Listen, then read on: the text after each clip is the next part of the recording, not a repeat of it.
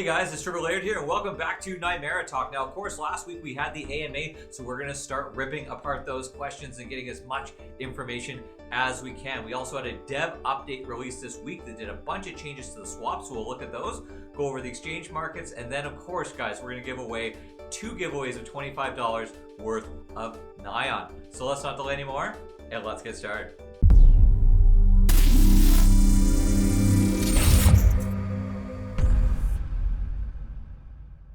Now, first things first, let's look at dev update number 4 and see what January was all about. As we can see, January had lots of development updates. Now, the swap got all of these brand new statistics that have been included on it. And of course, after we look at this, we will go over there and take a peek. But top performing tokens, global statistics, price, top pools, all of that is now included. There's also a news feed, which we can take a look at how that works. And of course, there is going to be a whole bunch of tools on there in order for you to compare between the different token pairs. Bug fixes, of course, always happen. It's good for you guys. If you see a bug, make sure to report it because the team can get it fixed right away. Now, channels on iOS had a few different little bug fixes improved on there. I'm really looking forward to an iOS version of the new iteration of channels so we can review that as well. And then on the exchange, we had the adding of a token plus some bug fixes there and a few different things on the blockchain. Now, that is an excellent amount of development for a period of only 1 month. Let's hope that that tempo does continue. It's also great to read about changes to the swap, but let's go over there and take a look at what these actually look like. So when we come back to the swap, everything looks pretty normal, except it says choose a token now. So say let's go BTC to EON. Now it's going to pop up a nice little simple price line. There's nothing else really to it. It just gives you a rough idea of the price and a descriptor of the purchasable asset. So that can be switched around for different things. So if we go BTC to USDT or USDC or whatever token pair you want, you're going to get a different description here and a different price model. Cool stuff there, very simple. This whole idea here is just to allow people a quick way to make a decision about their purchase time. So if we go now over to the swap, highlighted at the top, and then go down to stats, this is where it really gets rich. And as you can see, this is really nice and clean. And I love the simplicity of it too. So we have a couple different metrics. We can type up either a token. So if we go EON, we can see just EON itself and bring it up there. Or if we go back and we do EON BTC, there we go. We're just going to get those metrics for that. So we can see liquidity, how much liquidity we have. Obviously, this is in euro dollars there. And then we have volume as well.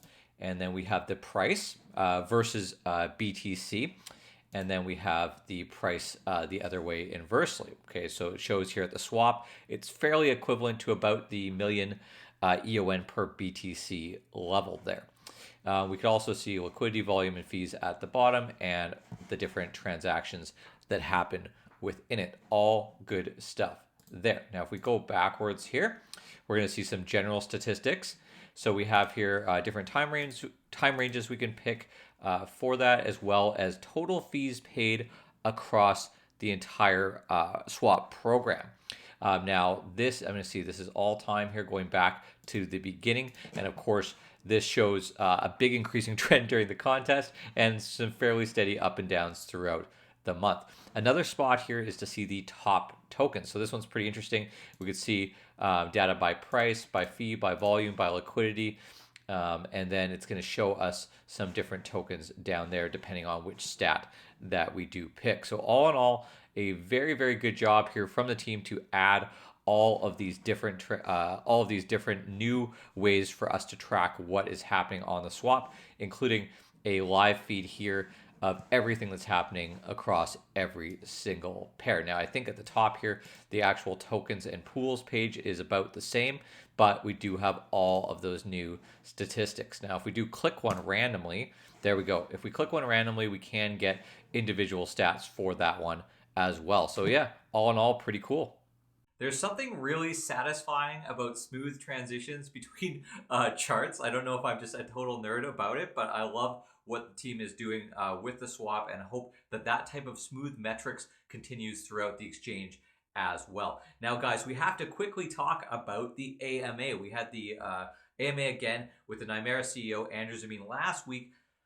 Piles and piles of information, and as usual, what we're going to do is we're just going to break it down one question a week and see what it was all about and what we can really take from it. Now, the first question asked, I have the papers here. The first question asked to Andrew: how do you feel about the Nimera rebranding? How has it gone? And do you believe the project will finally make profits as a company for its investors in 2021? Now, of course, we know he answered in Russian, he translated, but he believes, in his opinion, that the rebranding to Nimera was very successful. There are issues, but he's generally satisfied. And now talking about the profit point, he says, secondly, I believe whether I believe or not, I prefer to work and not deal with questions of faith.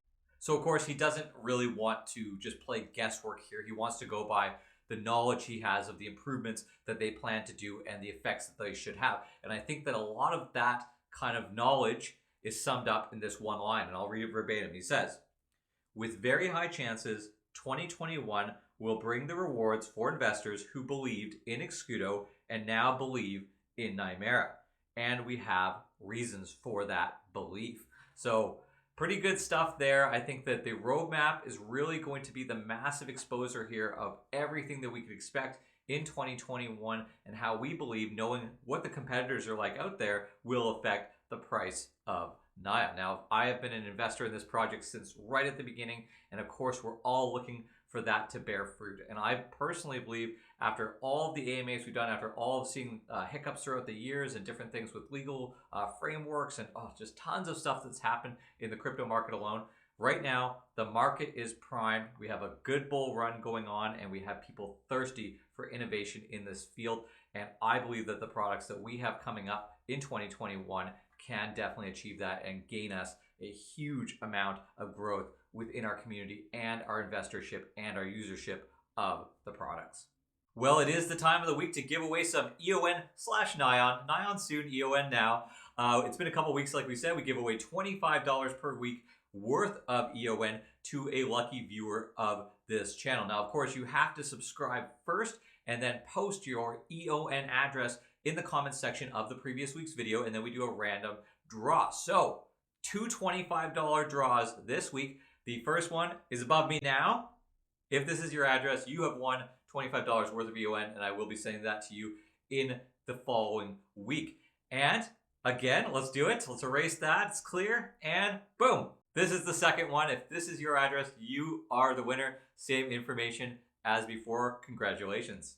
Now for the Nimera ecosystem health check, everything is good across the board. We did have some planned maintenance that occurred on the 27th. One quick note that I want to say about this is the Nimera.io has been going off and on over the weekend. I know they're pushing some updates and hotfixes and things like that going on. So that is not noted here, but expect some up and downs on Nimera.io. So for the exchange, nothing too crazy to report this week. On our EON pairs, we had about 119 Satoshis per BTC. Now that does last. As you can see here, we have quite a few available at 120. But this is the nutty part. Once that 0.057 BTC is gone, then it's going to jump by like seriously double to 239, 240.